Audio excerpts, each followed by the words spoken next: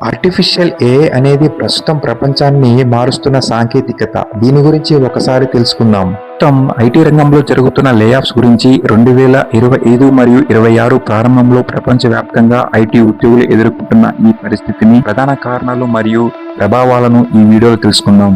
ఈ ఏఐ మౌలిక సదుపాయాల కోసం పెట్టుబడి పెట్టడానికి ఈ ఒరాకిల్, మెటా వంటి సంస్థలు ఏఐ డేటా సెంటర్స్ నిర్మాణానికి మరియు కొత్త టెక్నాలజీ కోసం మిలియన్ల కొద్ది డాలర్లు ఖర్చు చేస్తున్నాయి. అందుకే ఆ నిధుల సర్దుబాటు కోసం ఈ సిబ్బందిని తగ్గిస్తున్నాయి.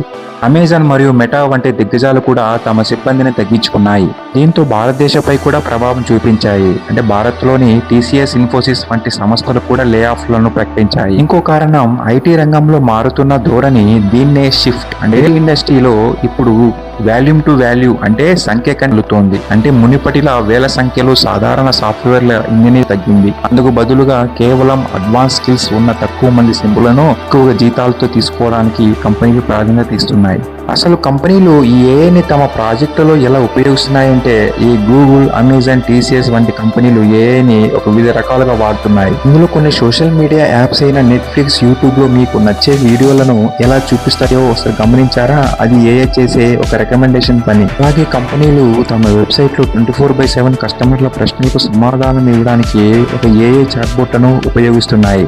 అలాగే ఆటోమేషన్ ద్వారా, అంటే డేటా ఎంట్రీ ఆర్ రిపిటేటివ్ టాస్క్లను మనుషుల కంటే వేగంగా చేయడానికి ఈ ఏఐ వాడుతున్నాయి.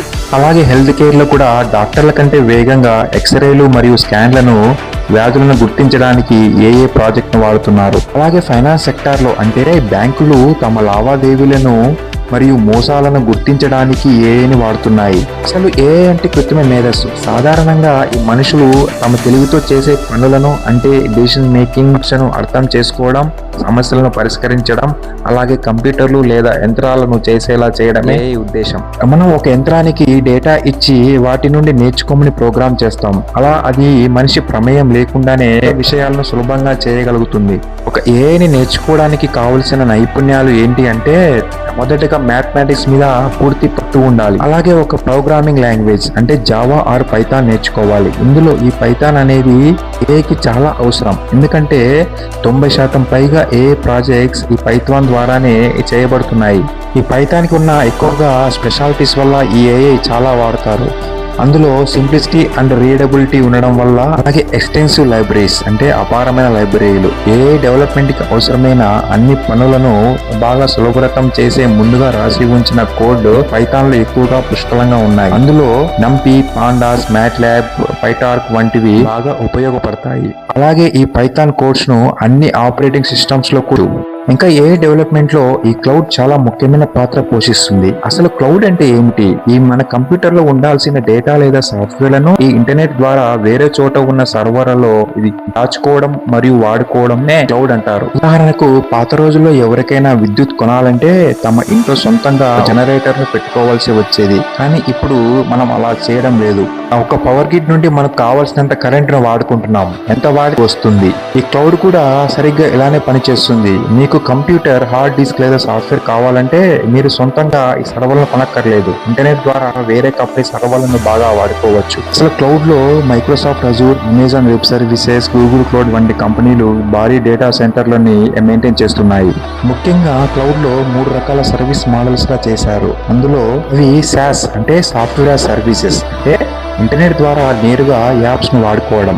అలాగే ఇన్ఫ్రాస్ట్రక్చర్ యాజ్ సర్వీసెస్ అంటే ఈ కంపెనీలు తమకు కావలసిన వర్చువల్ సర్వర్స్, నెట్వర్కింగ్ మరియు స్టోరేజ్ ను అద్దెకు తీసుకోవడం. అలాగే PaaS అంటే ప్లాట్ఫామ్ యాజ్ సర్వీసెస్. అందులో సాఫ్ట్వేర్ డెవలపర్స్ తమ కోడ్ ను రన్ చేయడానికి కావలసిన ప్లాట్ఫామ్స్ ను అద్దెకు తీసుకోవడం. ఇందులో ఏఐ వల్ల సాఫ్ట్వేర్ సర్వీసెస్ లో ఉండే ఉద్యోగాలకు చాలా ప్రమాదం ఏర్పడనుంది. అలాగే ప్రస్తుతం మార్కెట్ లో ఉన్న ఏఐ యాప్స్ ఏంటంటే చాట్‌జిపిటి, ఆంథ్రోపిక్, క్లాడ్ యాప్స్ ఎక్కువగా కోడింగ్ చేయడానికి, వ్యాసాలు మరియు సందేహాలను నివృత్తి చేయడానికి ఉపయోగపడుతుంటాయి. అలాగే గూగుల్ జెమిని అంటే గూగుల్ సర్వీసెస్ లో సహాయపడే ఒక మల్టీ మోడల్ ఏఐ. అంతేకాక ఈ గిట్‌హబ్ కాపీలాగ్ సాఫ్ట్వేర్ డెవలపర్స్ లో కోడ్ రావడంలో చాలా సహాయంగా ఉంటుంది. అలాగే ప్రస్తుతం మార్కెట్ లో ఉన్న ఏఐ రకాలు ఏంటంటే, అందులో మొదటిది generative AI.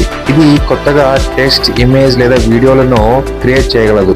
Machine learning and deep learning AIs data నుంచి నేర్చుకుని భవిష్యత్తును అంచనా వేసి మరియు మనిషి మెదడులోని నాళాల వ్యవస్థ అంటే న్యూట్రల్ నెట్వర్క్స్ లాగా పనిచేసే క్లిష్టమైన ఏఐగా ఉన్నాయి. చివరగా చెప్పాలంటే ఐటీ రంగం అంతరించిపోవడం లేదు, కానీ రూపాంతరం చెందుతోంది. పాత పద్ధతులు పనిచేసే వారికి అవకాశాలు తగ్గుతున్నాయి, కానీ కొత్త టెక్నాలజీని నేర్చుకునే వారికి ఎప్పుడూ అవకాశాలు ఉంటాయని చెప్తున్నారు.